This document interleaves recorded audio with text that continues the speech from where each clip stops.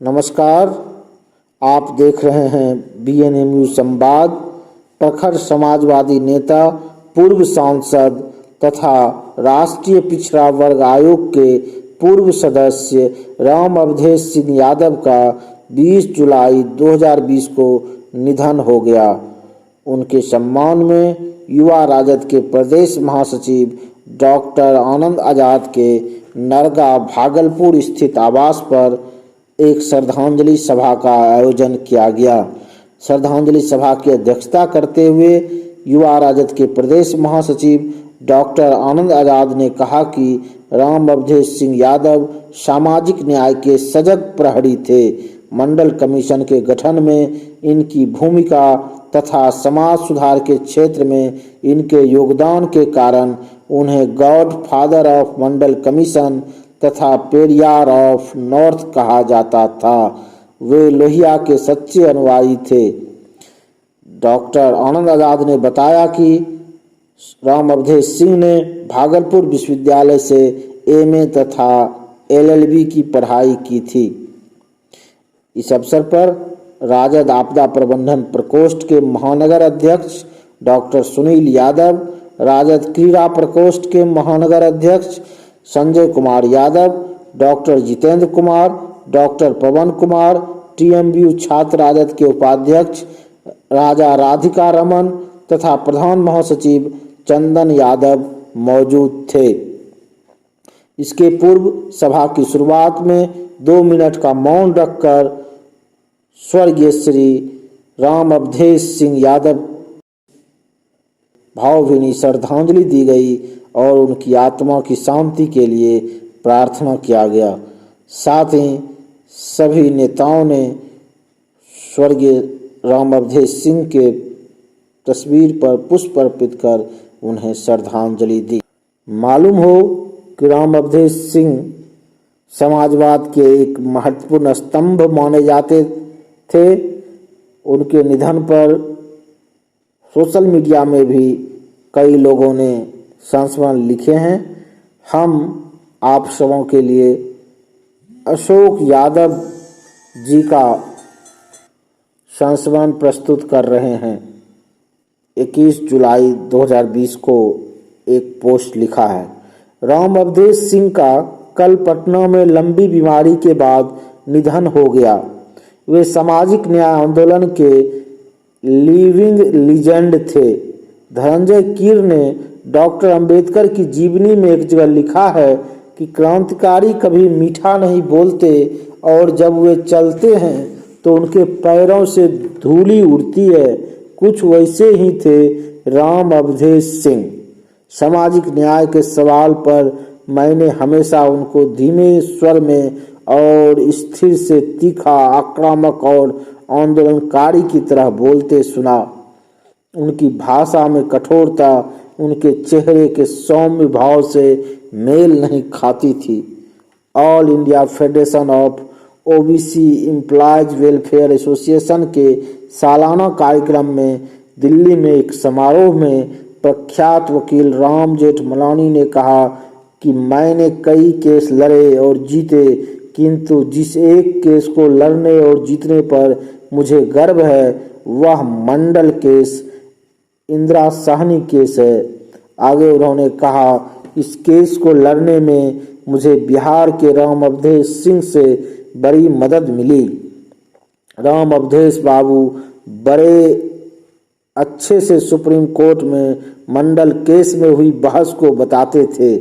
एक अवसर पर आरक्षण की जरूरत को बताने के लिए उन्होंने सुप्रीम कोर्ट में अपनी दोनों मुट्ठियों में चना रख लिया, एक में सूखा और दूसरे में भीगा चना।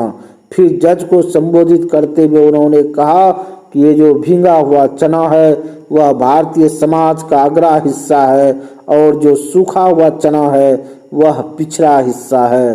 सूखे हुए चनों को अंकुरित करने के लिए पानी की जरूरत होती है, आरक्षण वही पानी है।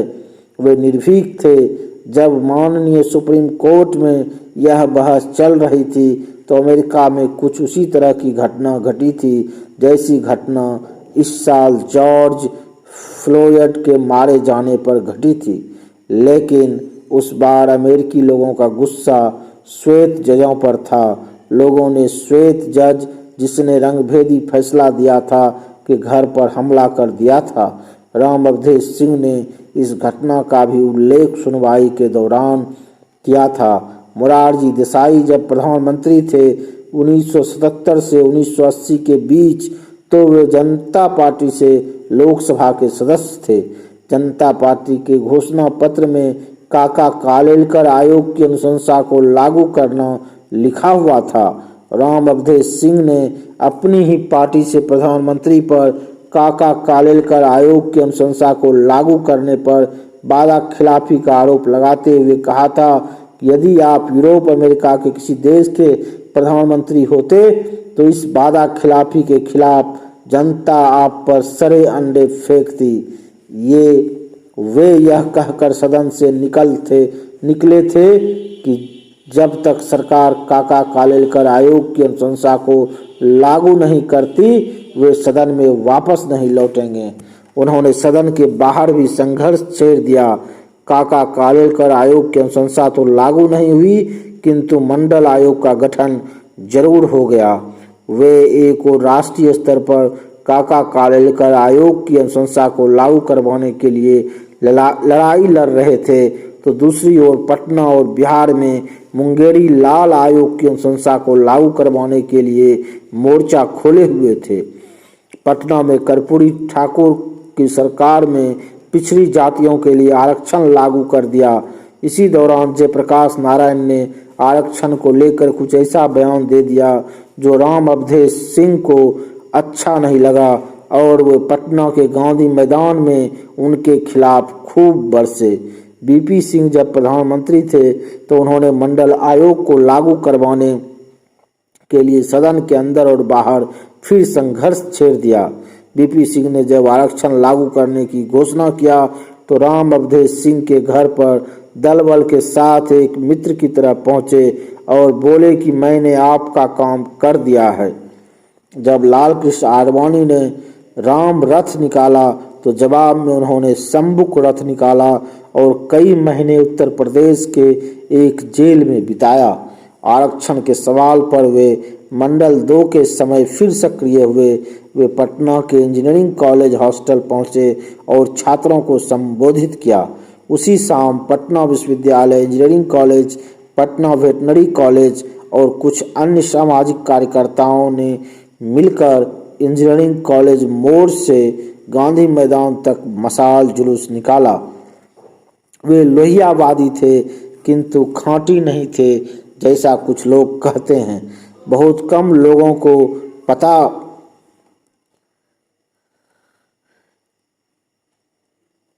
पता है कि 1990 में बिहार विधानसभा के चुनाव के बाद वे जनता दल के राष्ट्रीय नेतृत्व की मुख्यमंत्री पद के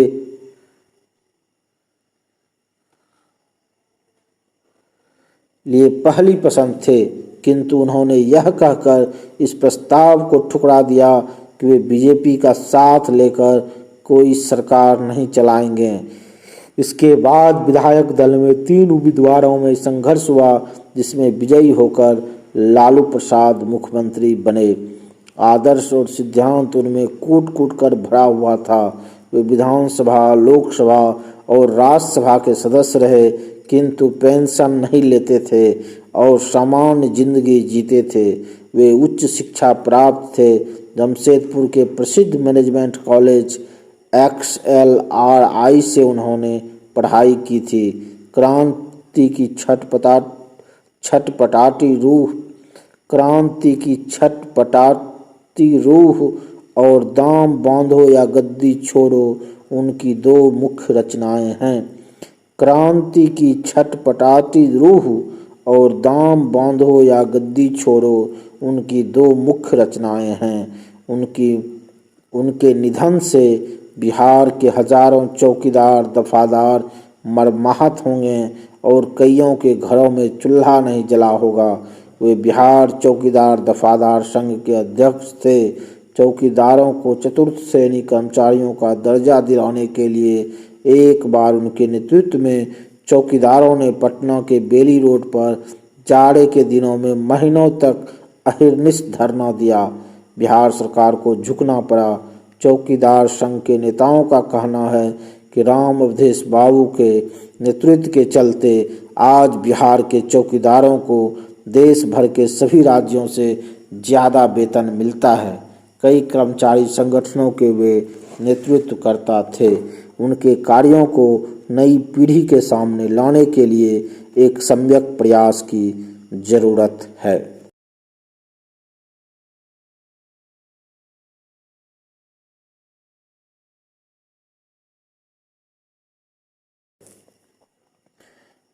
बहुत बहुत धन्यवाद, आभार, नमस्कार। आप सबों से सादर अनुरोध है कि आप BNMU संवाद के प्रति अपना सहयोग एवं समर्थन बनाए रखें। BNMU संवाद में हम बिहार एवं बिहार के सभी विश्वविद्यालयों से शिक्षा एवं समाज से जुड़े आयोजनों और संवादों का स्वागत करते हैं। आप BNMU संवाद में प्रकाशनार्थ अपने समाचार एवं व्याख्यान हमें हमारे ईमेल एड्रेस bnmvad@gmail.com पर भेज सकते हैं। बहुत बहुत धन्यवाद, आभार, नमस्कार।